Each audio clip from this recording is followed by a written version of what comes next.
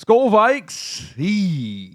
More like Skull Vikes. Not a good showing by Minnesota tonight. Pretty good showing by the Chargers as they win on Thursday Night Football 37-10. We're going to break it all down here on Verts. My name is Harrison Graham. Appreciate everybody for tuning into tonight's show.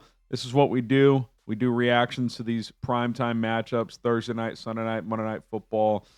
During the Sunday show, we take a look at the whole Sunday slate as well. We have daily videos for the NFL and college football here on this channel. So if you want more football content for free, all you got to do is hit that subscribe button. Chargers dominate on Thursday Night Football, 37-10.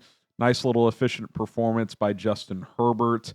Threw for 227, a rush for 62, 3 touchdowns, 1 interception. Probably should have been 2. Got away with 1 in the first half, but mostly played a good game. I think I'm going to spend more time on the Vikings tonight because, look, good, clean performance by the Chargers. Defense was flying around. They were getting after Carson Wentz. Christian Darrisaw left the game. The Vikings couldn't protect. But what in the world are the Vikings doing with this quarterback situation? I mean, I'll spend a couple minutes on the game here. Then I want to get into this JJ, this Wentz, this Brosmer situation, Kevin O'Connell with what's going on there. But you got to give the Chargers credit. 4-3, haven't been playing their best. Get a few key guys back tonight. This Kimani Vidal, 6th-round pick, 117 yards rushing and a touchdown.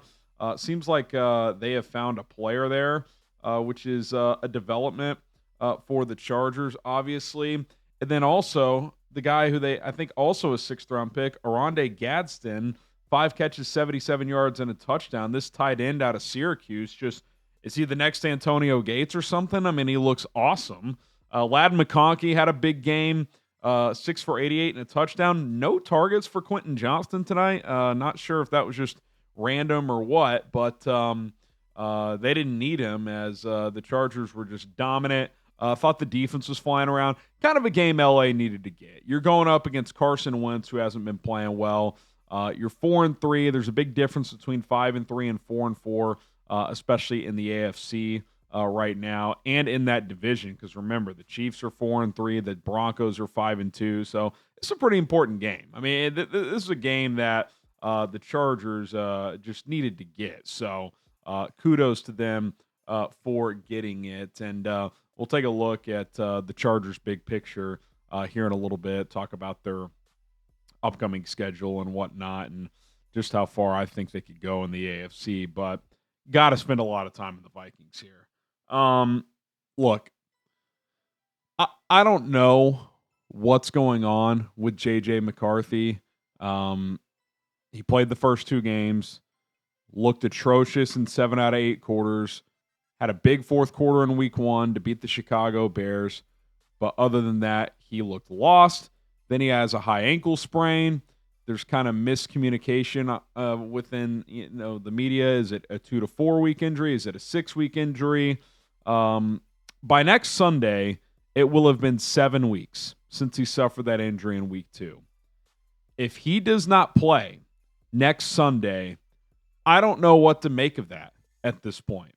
I mean, I was shocked he didn't play tonight. I get it's a short week, but Carson Wentz he is a shell of himself. Even of not even his best. He's just not good at all. The Vikings have trotted out Carson Wentz for 5 weeks now. He signed in August. I mean, what are you doing? I get Max Brosmer as a UDFA, but why not give him a shot out there? They put him in the game with like a minute 40 left or whatever at the end. It's just like Kevin O'Connell, man. I get it. If JJ truly can't go and you think Wentz gives you the best chance to win tonight, getting to 4-3 versus 3-4, which is what they're at now. Okay, fine, I guess. But now that you're 3-4 and you're swimming uphill and the NFC is crowded, this just may not be your year. Got some injuries. Darrisaw's hurt again. Some other guys been banged up. I get it.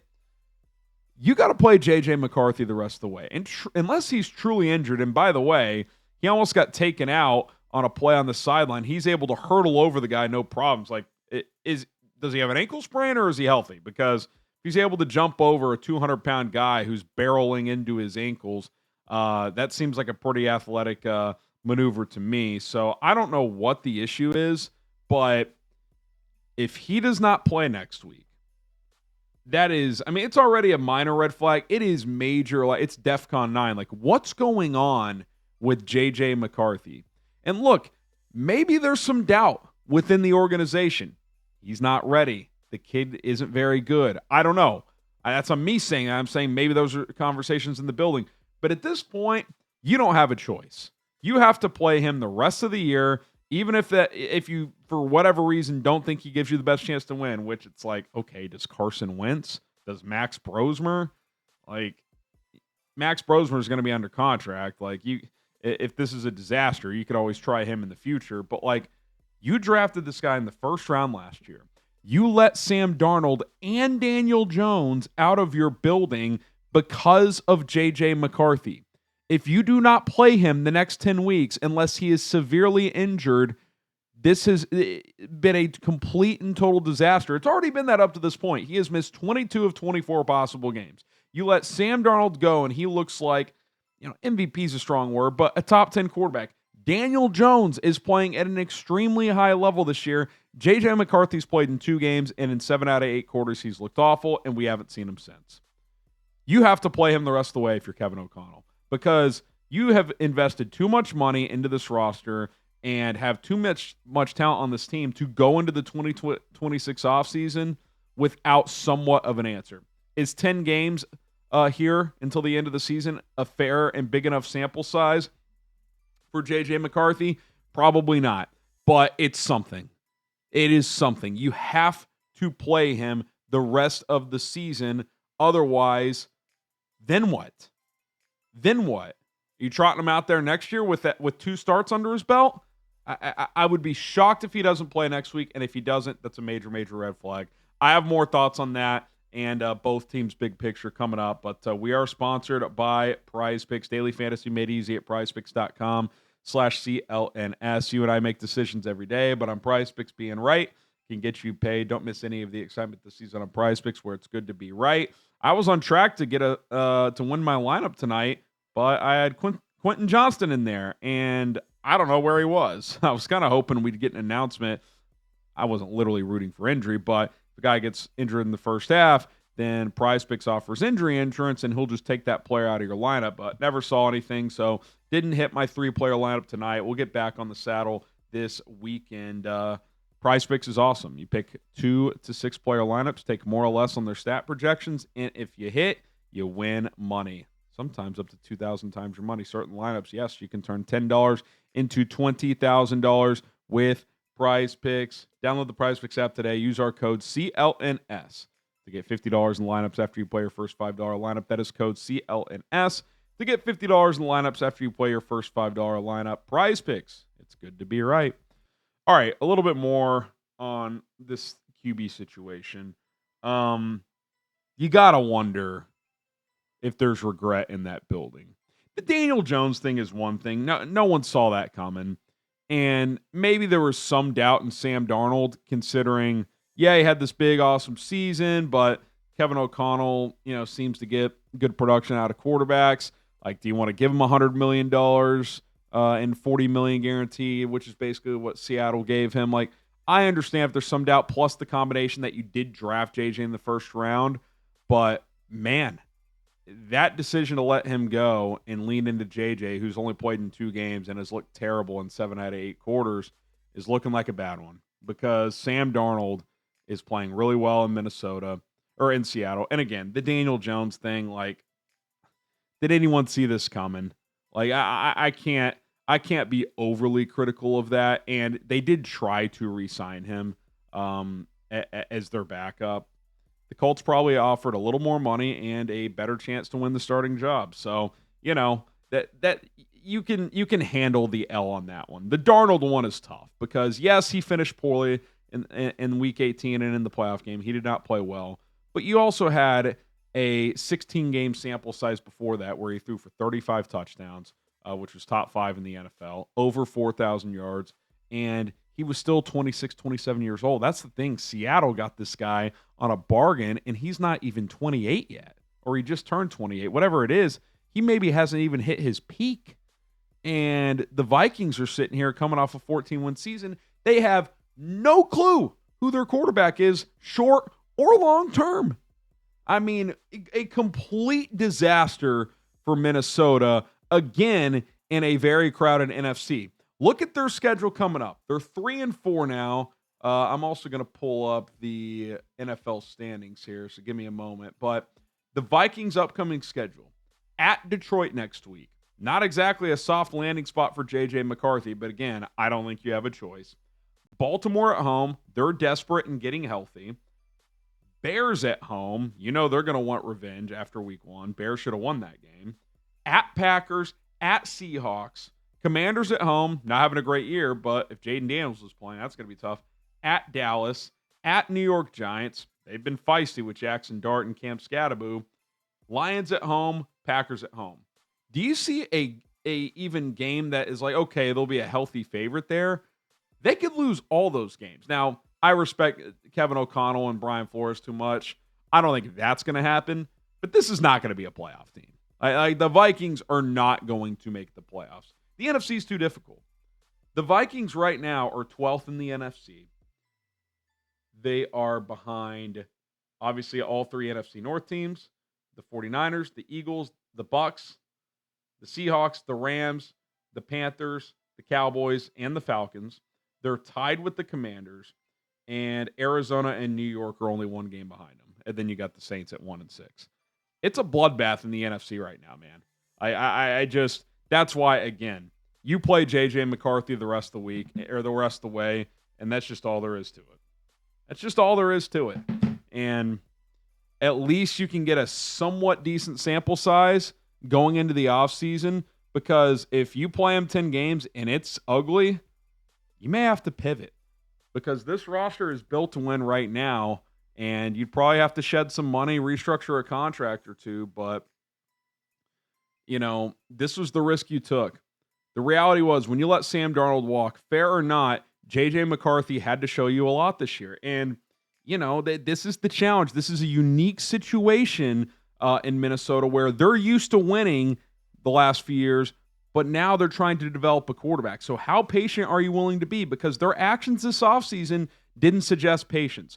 They signed a couple of 30-plus-year-old defensive tackles.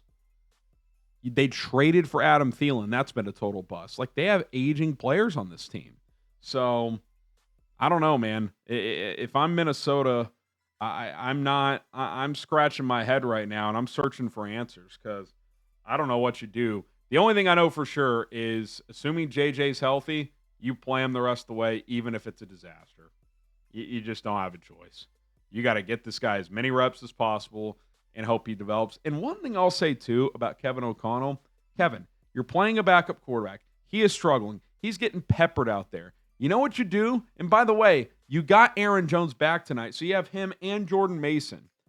Aaron Jones, 5 carries, 15 yards. Jordan Mason, 4 carries, 3 yards. I get it. Not a lot of pop there. 9 combined carries. Carson Wentz, his non-throwing shoulder is about to fall out of his socket. He's getting killed. He's playing terrible. Why is he in the game until basically the very end? Like, every time he gets sacked, he is just wincing. Pun intended there. Wincing. It looks like he's in tears on the sidelines. Put Max Brosmer in the game. He should have started probably the second half tonight. If not the game, but certainly in the last few possessions in the fourth. And then you put him in with 1:50 left. It's like, oh, now you put him in. Let's throw a couple of screen passes and hand the ball off and go home. I mean, come on, dude. Like, Kevin O'Connell, I think he's a smart guy. I think he's a good coach, but I don't know what he's doing with that situation. Look, maybe he's saying, oh, if my 8-year, 10-year veteran's getting sacked like this, I don't want to get my UDFA rookie killed. When are you going to get this guy reps? It's a perfect opportunity to get Max Brosmer in the game. If he gets sacked 3 times with those 2 picks, who cares? It's a great opportunity for him. Playing Carson Wentz once the game is out of reach has no value. No value whatsoever. He's not the future. The game is over. I get it. You started him because you thought he gave you the best chance to win tonight. Fair enough. Once that was over with, once the game was out of reach, put Max Brosmer in the game. It makes no sense whatsoever. So, The Vikings are in shambles right now, 3-4. I think they've lost. Is that 3 losses in a row? That's 3 out of 4. They lost to the Steelers in London. They snuck by the Browns. Should have lost that game. Actually, were competitive with the Eagles last week, and then just got slaughtered by the Chargers tonight, and again at Detroit next week. Major, major trouble for the Chargers. Again, they are 5-3 now, and a half game back in the AFC West. They'd currently be the 6th seed uh, in the wild card picture there. So big win for them. Had to have it, and kind of a momentum win potentially, as they had lost 3 out of 4 coming into tonight. Remember, they had some injuries, but Joe Alt gets healthy. Khalil Mack. Next week at Tennessee, that's a game they should get, so they should get to 6-3. Then you get the Steelers at home, winnable game, not a gimme, but it's at home. At Jacksonville, kind of same deal, a game I would like the Chargers in, but not a gimme. But then you get the Raiders at home too. So you got 4 games here: at Tennessee, Pittsburgh at home, at Jacksonville, Raiders at home. I mean, you should be thinking 3 out of 4. You should be thinking you win 3 out of 4 there. If you do that, you get to 8-4, then it's the stretch run of Eagles at Chiefs, at Cowboys, Texans at home, at Broncos, which that's a tough stretch. Texans at home on paper, a game you would feel good about, but you get to 8-4, then with those 5 games, you go 2-3, get to 10-7, 3-2, 11-6. Probably not winning the division, but in the playoffs. I think 10 wins in the AFC is going to get you in the playoffs. So big win tonight for the Chargers. Ugly showing from the Vikings.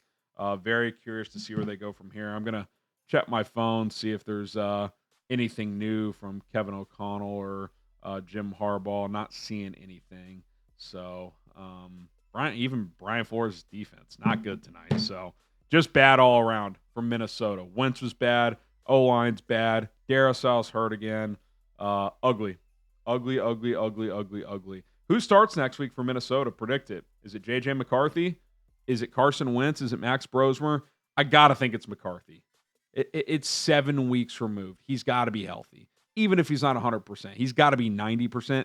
Get him out there. He's missed 22 of 24 career games. You traded up. You drafted him 11th overall last year, whatever it was. He has to play. He has to play. It'd be one thing if Carson Wentz was doing what Darnold did last year. Like, well, we're riding the hot hand and he's balling out and we're winning. Not the case. He's struggling. He's injured, by the way, with his non-throwing shoulder, and you're getting killed. Put J.J. McCarthy in the game, and if for some reason he's not ready, play Max Brosmer. So that's it for me. Signing off. My name is Harrison Graham. Appreciate everybody tuning in to For Verts. We'll be back soon with more content. See you then.